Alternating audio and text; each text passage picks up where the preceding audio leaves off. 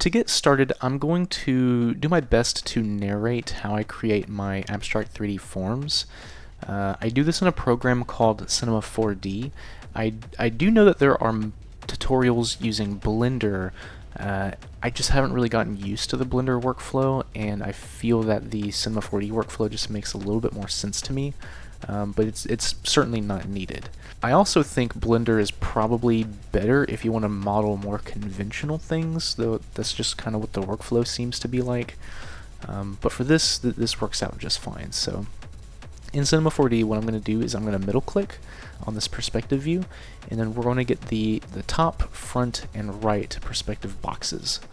I'm going to come over here to the sketch tool. Originally it should be the spline pin, but you can select sketch here. And all this does is it allows you to sketch out freely with your cursor any sorts of splines that you want. So I'm going to come over here to the bottom right. I already have this set up. I have create new spline selected, and I have stroke smoothing disabled. Sometimes I'll put it maybe up to 10 if I want something smoother, but it's definitely not necessary. So what I'm going to do is I'm going to draw this sort of shape, trying to keep the actual middle part free of any obstructions. So you kind of got this cauliflower looking thing here.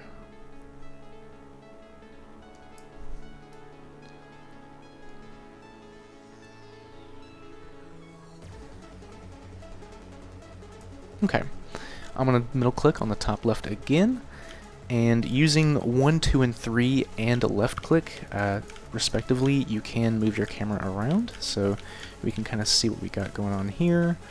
I think this looks pretty cool. What I'm going to do now is I'm going to loft these splines together, and all that's going to do is that's going to create faces between the spline edges. And so in here we're going to have the loft tool. I'm going to hold Control and Alt. I'm on Windows, so I don't know what that is on Mac, but it will loft the faces together and create faces in between the splines that we made. And so this is already, honestly, this already looks pretty decent, but there's a lot of sort of post-processing that we can do to this form here to make it better. And so how I process these forms, these initial forms here, when they're really jagged, is I like to subdivide them, which will kind of smooth out these jagged edges here, and I like to use the bend modifiers and the twist modifiers. So what we're going to do is we're going to select loft in the object tree, and we're going to hold Alt, and then we're going to select subdivision surface. And what this is going to do is this is going to sort of really subdivide and make these really jagged edges really smooth. And you can kind of have a middle ground, or you can have none. I typically keep it at the default settings. So what we're going to do now is we're going to create a null group. We're going to select the subdivision surface object in the object tree. We're going to do Alt G. And so we're going to have this null object group. Now we can use the bend modifier and the twist modifier. So on this purple icon here, I'm going to hold Shift and I'm going to select twist. And on the bottom right here, we have the twist modifiers. I'm going to select the unlimited mode, and then I'm going to turn up the angle.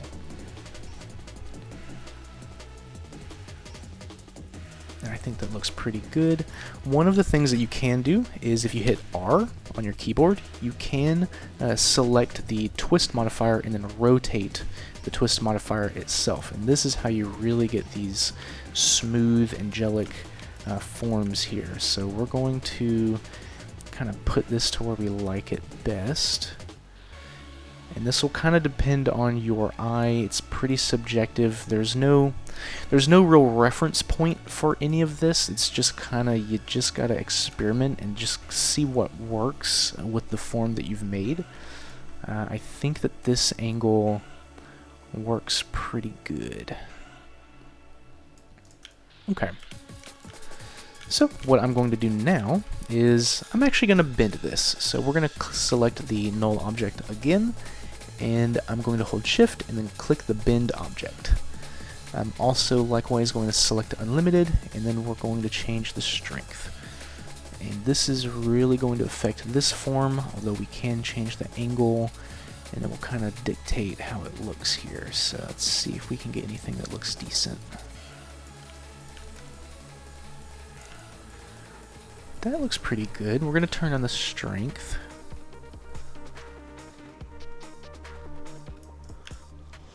Okay, we can work with this. Okay, so what I'm going to do now is I'm going to collapse this, and I'm going to duplicate, so Control-C, Control-V, our null object here, and then now we can freely rotate this and scale it. You can scale with T, you can rotate with R, and you can position with E. And so I'm going to hit T, I'm going to scale this up, I'm going to hit R to rotate this around. We're just going to look around here. We're just at the drafting stage. None of this has to be perfect. We're going to process this shortly. So that looks decent. One of the things that you can do that I actually do a lot of is, because we haven't flattened this object, we can come in here into the splines and we can rotate these splines freely. And so I'm seeing here that this actually is giving us some pretty good movement. I've just selected one of the splines at random. We can do that again here just to see what happens, and maybe that doesn't work out. Maybe we scale it, see what happens here. I think it's alright. Let's scale this one. I kind of like this spiky one right here, so we'll give some of that here. Okay. What I'm going to do now is I'm going to duplicate this again, and we're going to rotate it in the opposite direction. Going to scale it down. You can scale it by the axes here. That will affect your parameters for both your subdivision surface and your modifiers. So be warned, because you can get kind of crazy. So I think that looks pretty decent. I'm going to expand it out. Okay. Okay, so I just saved my progress. Let's see here. Okay, next thing that we're going to do is I'm actually going to duplicate this one last time. I want to see what sort of movement that we can get in this direction, if possible. So I'm just kind of positioning this as best as I can. I'm actually going to turn down some of that twist modifier just to give it a little bit more dynamic. Let's see here.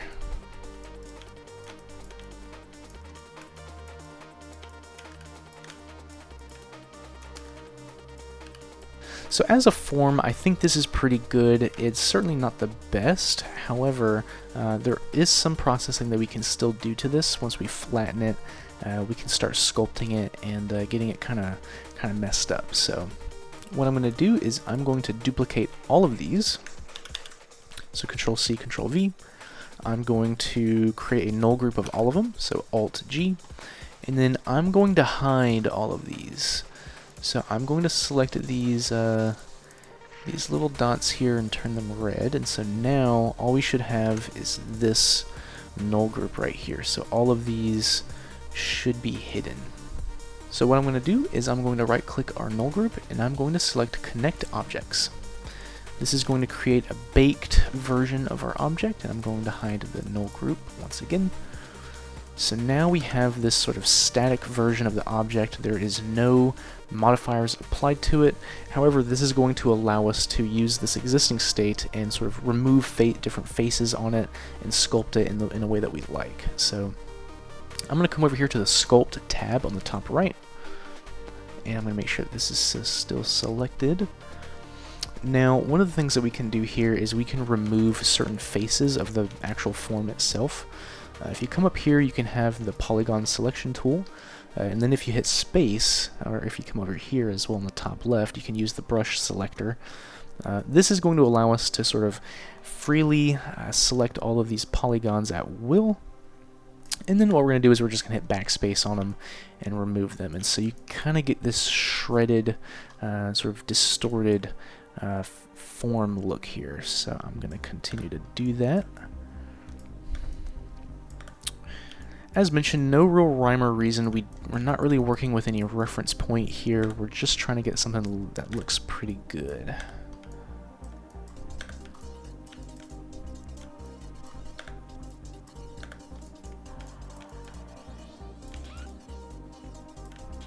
Okay, I think that looks pretty good.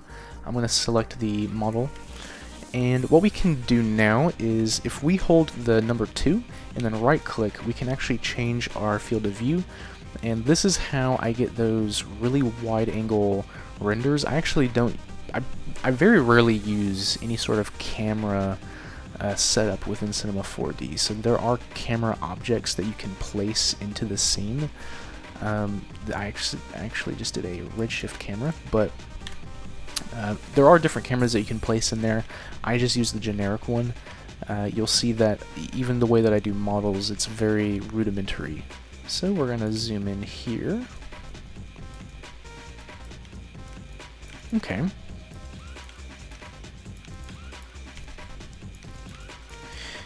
And already we have a pretty good representation of what the typical model might look like, at least from my workflow. There are a couple things that we can do additionally to it. I'm going to come over here. There should be a sculpt option, or a smooth option. So we're going to select the smooth option, and we're just going to kind of smooth out the object here. We're going to use our left mouse button and smooth all of these edges out. There is a flood option here in the bottom right if you wanted to do that to the entire form. I actually think it worked out pretty well in this instance. Normally it doesn't. So I actually think we might keep that. This actually looks pretty good. Yeah, I think I'm pretty happy with this. So we're going to keep that. So I think we're done with the sculpting side here, so I'm going to go back to the standard workflow. And we still have models selected up here, so this looks pretty good. What I'd like to do is I would like just a little bit more, I would like it a little bit more dynamic feeling, so I'm going to duplicate this object again, and we're going to kind of move this and distort this duplicate here. I'm just going to rotate it. We're just going to use perspective as best as we can to kind of get a nice feel to this object here.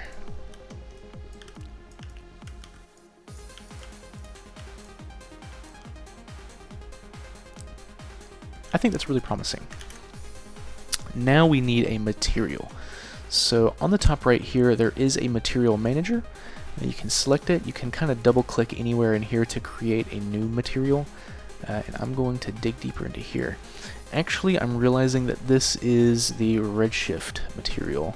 So I'm going to delete that. And I'm going to change our renderer from redshift to standard. We do not want that type of material. So now we can create a material properly. We're going to come over here to the materials section. The first thing I like to do is I like to mess with the reflectance. We're going to come over here to layer color, and we're going to choose texture. And we're going to dig down into here, and we're going to choose Fresnel. And so I'm going to move this material onto both of these now. We're also going to do the same for color, so we're going to choose Fresnel here. Okay. So at a glance, this looks pretty good.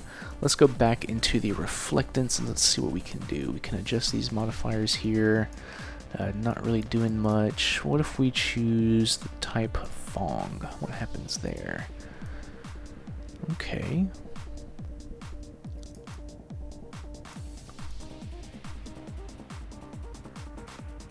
So I'm going to modify these attributes here and see what the best mix is. I don't want it to be super shiny, but I also don't want it to be super rough. We can preview our render over here on the top right in the render viewport. And I think this looks pretty good, although there are some blown out highlights that we should be able to reduce if we reduce the strength and then the specular. And that looks a lot better, looks pretty dynamic. What does it look like when we sort of rotate over here? How does this look? Okay. I think this looks pretty good. So I'm going to use the number 2 again, and I'm going to create a really wide field of view. We're going to go right here. I'm going to zoom in.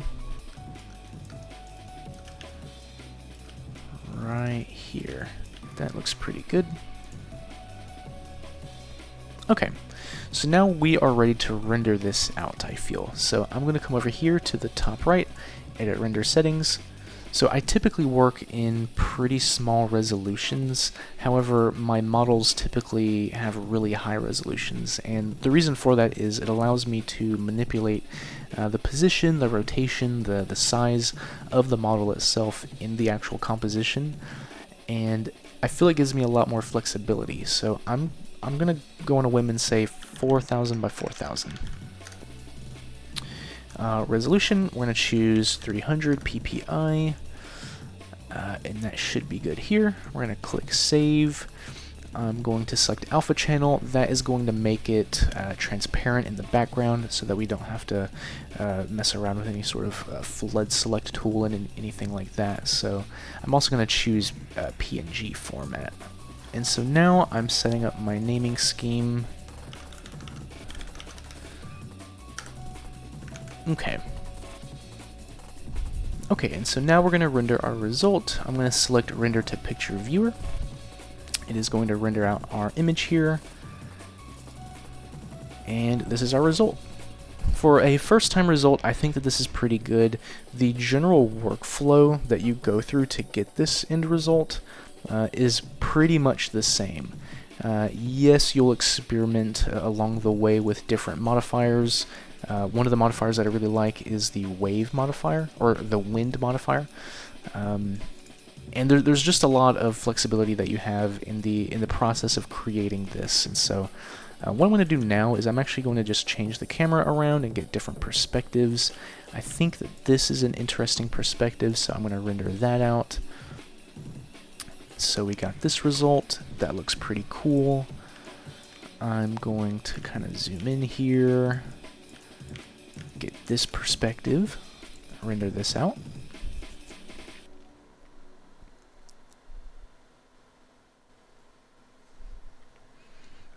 Okay, and I will render this out. That looks pretty good.